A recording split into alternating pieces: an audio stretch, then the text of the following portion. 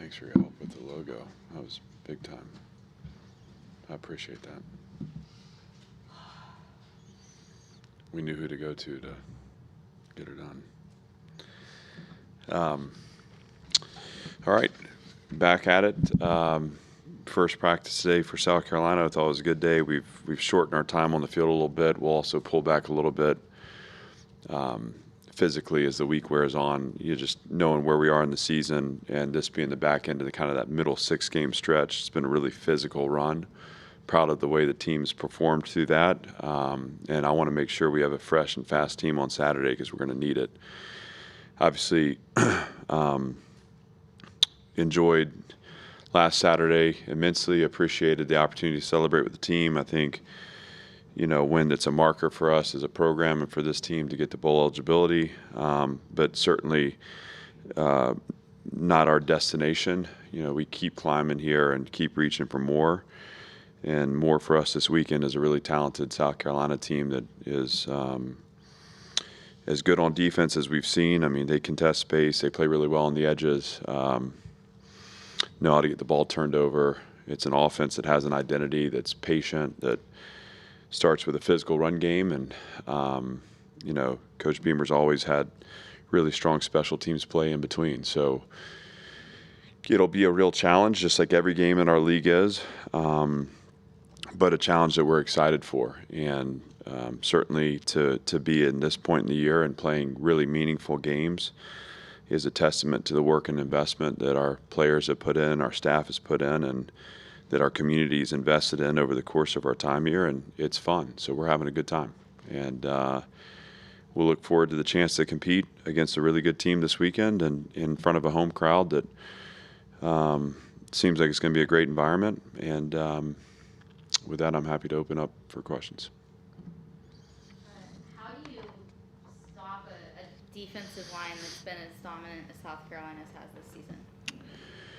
Well, you gotta find creative ways to make for space, because if you are inefficient on early downs, and this is a little bit what got us against Auburn, but when we get behind the chains, if you get this group to 3rd and 7+, you're going to have to deal with that edge pressure, and they're really good at being disruptive at the launch point. So finding space on early downs will be kind of a one priority for us to do that. Obviously, you've got to, again, handle the edges and find the matchups you like in the run game to get some semblance of forward movement. And, we need to be able to connect on some of the shots that I felt like we were close on against Auburn. We're looking for 1 or 2 more first downs within that game just to really control possession, and then,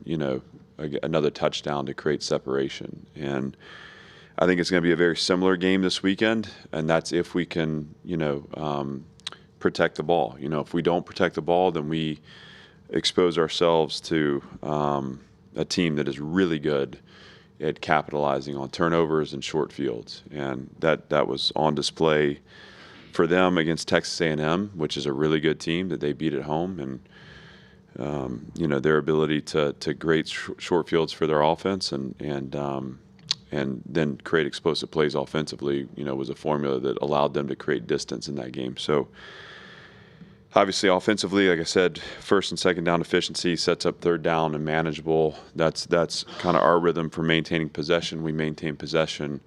We get a chance to get the ball up and over the top, and now we're playing to our formula. If we're off schedule early, it's going to become a defensive grinder like Saturday was, and we're going to rely on defense and special teams to hold the line until we're able to find those breakthroughs. Cedric just didn't have the burst to the outside that maybe we've seen. I don't know if those guys are playing banged up. You have no bye week. You got to get them prepared in practice. How do you deal with that? Well, I'm trying to learn and grow in my role too, and that means, we've been since our first bye, we've really scaled practice back earlier than we maybe have done in the past. And this week, I sensed that too. I thought our team played really hard in the game. And I was the passion, the effort, I mean, all of it was there. I was really proud of that. But I also saw a team that you could just sense the lag effect of what's been a really, physical season. I mean, but particularly when you look at this 6-game stretch that, we're battling through, whether it's Alabama, Kentucky, the Ball State game, which is physical, Texas, Auburn. I mean, it's one right after the other. This one will be the same. So how do we do it? Obviously, trying to pull back some of the load in practice, knowing that there's a need for really good work against the South Carolina looks, but maybe some of the good-on-good work will peel back. I'm also looking to pad down a little bit earlier in the week than we normally do, just to protect some of those shoulders and just the physical parts of the aches that kind of come about through the season. Again, my goal is that we bumped meetings back a little bit this morning to promote sleep. I was grateful for the falling backward of the clock, which I'm sure we all were. Just everything we can, right? This is about putting all of it into one effort, and then knowing that there's going to be some rest on the back end of that for a 2-game push to finish the season. But I'm not going to grind this team into the ground this week. We put a lot of great work in. We got to trust in that. And again, I want to see a fresh and fast team on Saturday, knowing that any team this time of year is going to be dealing with some of the things that we are. It's just inevitable, especially in this conference. What does it say about your team and that, like, the things that have been the bread and butter of your offense, those third down conversions, got taken away and you still win at Auburn?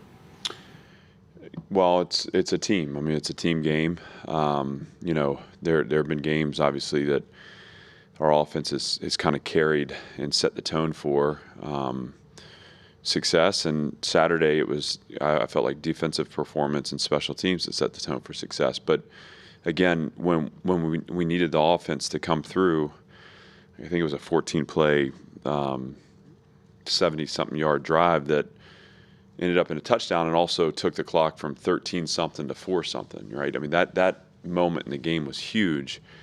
And so in that way, we synced up at the right time. I thought it was a game that, the entire time you're just fighting for some type of control.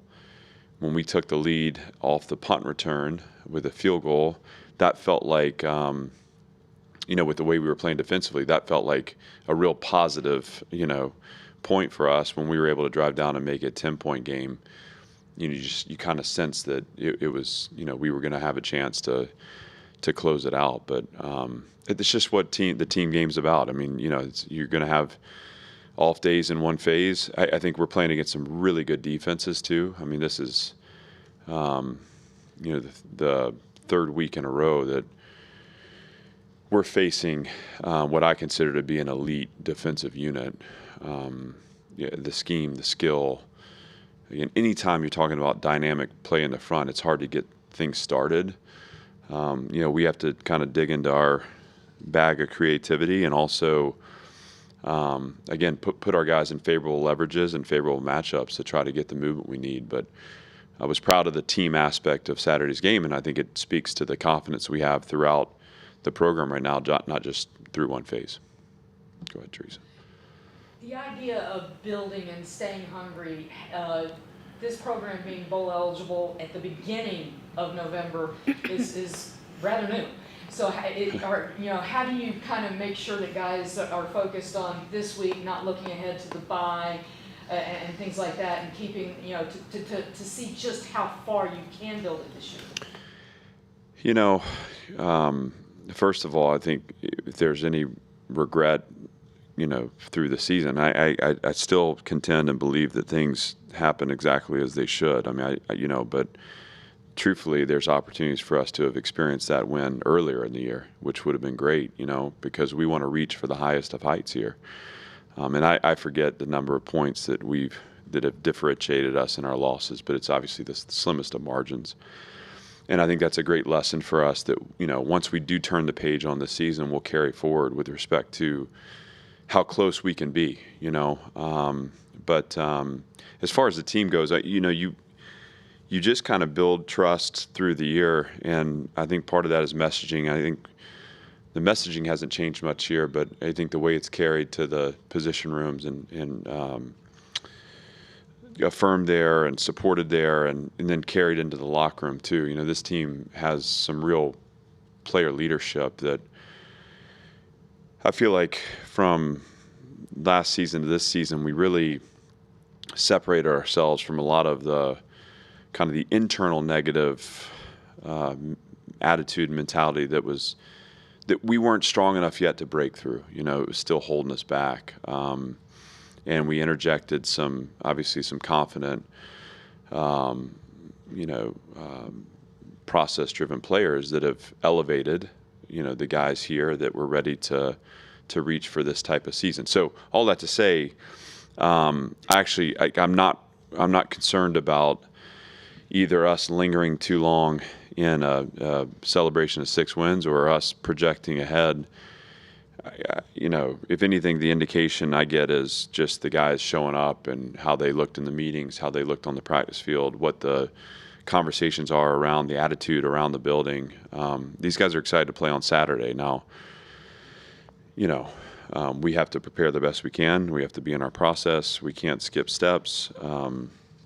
We have to understand what makes South Carolina a really good team and a team that has lost some tight games against good teams and was able to separate from a really good team on Saturday. And that's, again, how they'll challenge us too. So I believe that this team knows that in our conference, we can't have a misplaced focus and expect to get the outcome we want. And these guys are hungry to take this as far as we can take it. How personal is it to you to try to break this 15-game streak in the series this summer? Sincerely, it doesn't occupy any part of my mind. I just don't hang on to those things. To me, it's like I'm really interested. What's personal to me is that we represent ourselves the best we can on Saturday. That's what I want to do. And, obviously in doing that, I would like for it to be in a winning effort and independent of who we're playing. Or, I didn't realize that it had been since 1955 that we beat Auburn, Alabama. But, those are things that are fun to find out after the game. But, they don't have any part of our, approach or process. So, again, we stay pretty insulated here with, a focus on us, a focus on who we are, a focus on the things we need to strengthen in our performance. And that'll be our formula, from here on out. Back to 2 questions ago, you talked about the mentality and the leadership. You added defensive coordinator to your list of things. How much has maybe had guys that can lead the team as players and new voices in the room from on the offensive side, how much has that freed you up to maybe not have to deal with leadership issues and take on more of a presence as a coordinator too? Well, it's been huge. I think that starts with Tim and Tim and his staff, which includes Jerry, and obviously Jerry, who also helps me, keep perspective on the big picture things. Because as a coordinator, you can get buried really easily. Now, I also have a great defensive staff too that, I think probably they would tell you that from January till now, we've probably spent too much time together, but there was a long winter and spring where we watched a ton of film. We spent a lot of time, and all that is in an effort to kind of set the table for what I want this to be defensively and what it needs to look like, and what our process needs to be as a staff.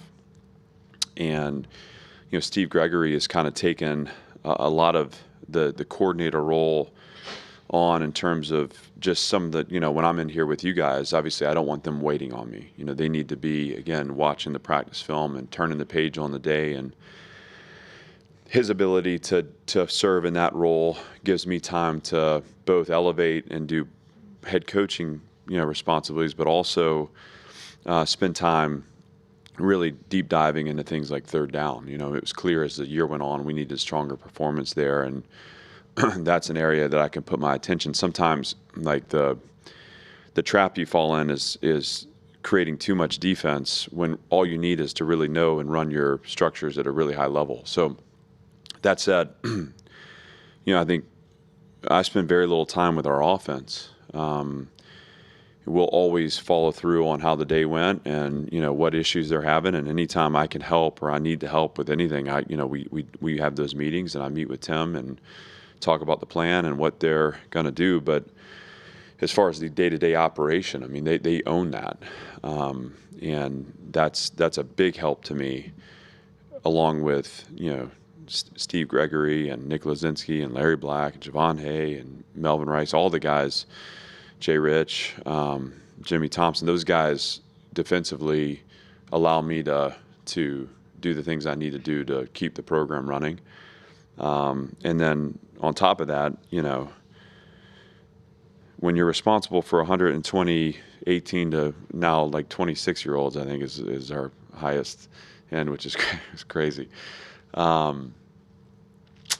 Inevitably, any problem that bubbles up is kind of a problem that ends up on your desk. And one of the things that's happened over the course of 4 years here is we've really strengthened in the support staff area. So our organization, our operation is such that I have a ton of problem solvers that attack things before they get to me. So Ben Cauthen would be the primary example of that. But I mean, there's so much that gets handled before I need to spend my energy on it, and I just get the updates as to, hey, this is what happened. Because we have a rhythm for how we handle stuff here. There are certain standards of operation that we exist in. And when the players take over those standards, you're really running effectively, because a lot of the issues get addressed before they even get, to your staff. So all that to say, I mean, the balancing of two roles has been really challenging.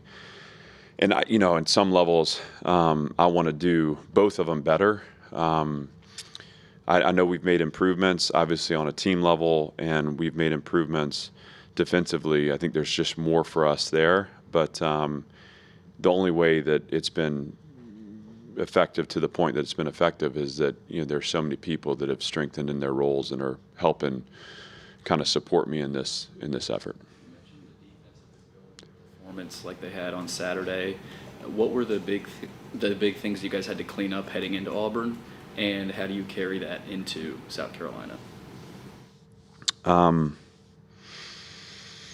mean, every team's different. Every team presents different challenges. I think if you look back at there was a stretch there, really,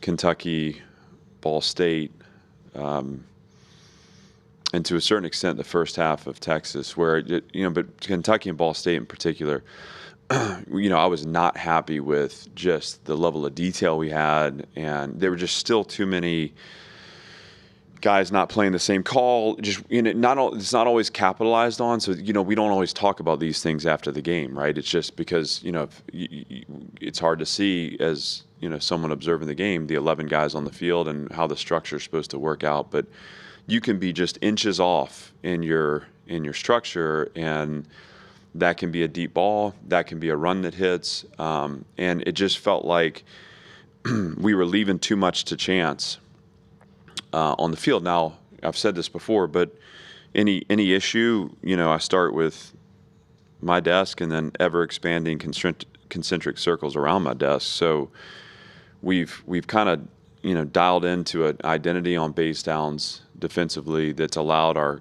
kids to really learn the structures at a deeper level. So we're kind of compounding repetition that way.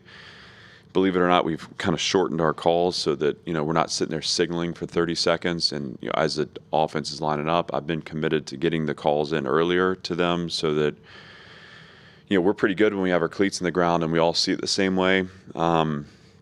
It's just been a growth in general that we've kind of pulled forward, and I've challenged them, and we've challenged them as a staff in ways too to elevate their game. What I see now is a group that practices the way they want to play. The communication in our on our practice field mirrors the communication we want on game day. There's a better awareness of who we are in terms of our system and how we're attacking. We've shrunk the call list, and then we've pinpointed areas on third down that have helped us change leverages and at times beat protections. So all of that came with us to the field against Auburn, and we held the run in check because we played structurally very sound and played with layers and leverage, and then on third down we had a good performance because we executed, and there's more to be gained from that. So doubling down on that, just it's taking that growth forward and continuing to clean up because there's still things. I mean, we miss an over, we don't in thirds, we don't cover it the right way, and it gets out in space. That's a chunk gain.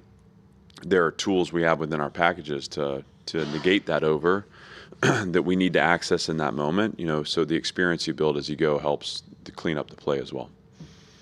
Clark, you've been very busy the last few days, but have you had a chance to read the letter from Greg Sankeys on feigned injuries and new punishment structure? Because if there is a perceived feigned injury and you lose your argument against it, they're coming after the coach and tapping your wallet. Have you had a chance to read that? I don't think it's been an issue for you or your team this year yet, but any thoughts on that situation? Well, sounds like I need to read it. No, I have not. And it's not, I mean, first of all, I've got the utmost respect for the commissioner and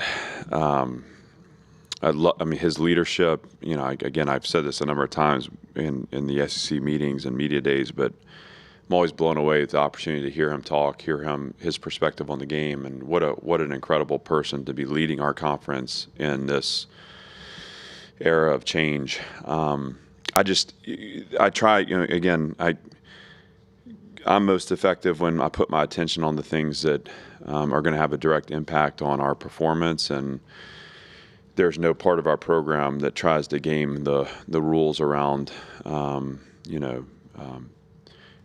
feigning injury. So it's not going to affect us. Now, we absolutely coach situationally.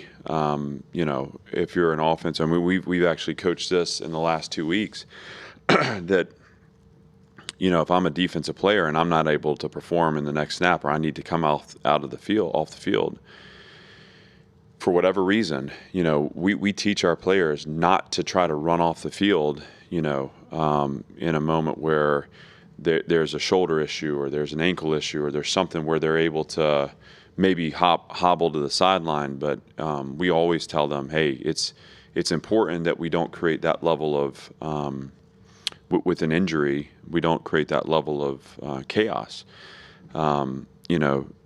That's standard operating procedure. The same vein at the end of games, where you don't, maybe on defense, you don't want to create a situation where you're giving the offense a timeout. It's like, hey, get off the field at all costs. And we have to have everyone focused in that moment and understanding of the fact that, we're not trying to do the offense a favor by, again, stopping the clock and allowing them to get themselves together. Now, those things are understanding within the game how, to handle yourself when you're hobbled. But on the whole, and again, even in those situations, there are times when, Bradley Mann tears his ACL in the game on Saturday, and ain't nothing you can do about that. And I'm heartbroken for him, but those injuries unfortunately are part of the game, and that's something that unfortunately is always going to be part of the game. But with respect to what we coach or teach our players is the understanding and awareness. When you're hurt and you can't continue to play, you are to go down and to stay on the ground. You're not to try to drag yourself off the field. There's never a situation where we tell someone to fake an injury in order to somehow impact the operation. So, they need to be aware of, again, the things that set in motion to get a substitute in, to make sure there's time, to make sure they're healthy too and safe. Those are all things that we coach and teach, but never do we cross the line of trying to game the system that way. So Bradley Mann tore his ACL against Auburn. Yeah. So he's going to be out, and it's the other one. So not the one he's injured prior. The rest of this, I think, looks fairly similar. We've got a couple other bumps and bruises, but on the whole, I think guys are, working back to availability. But that's the big one coming out of the game. It happened at the end.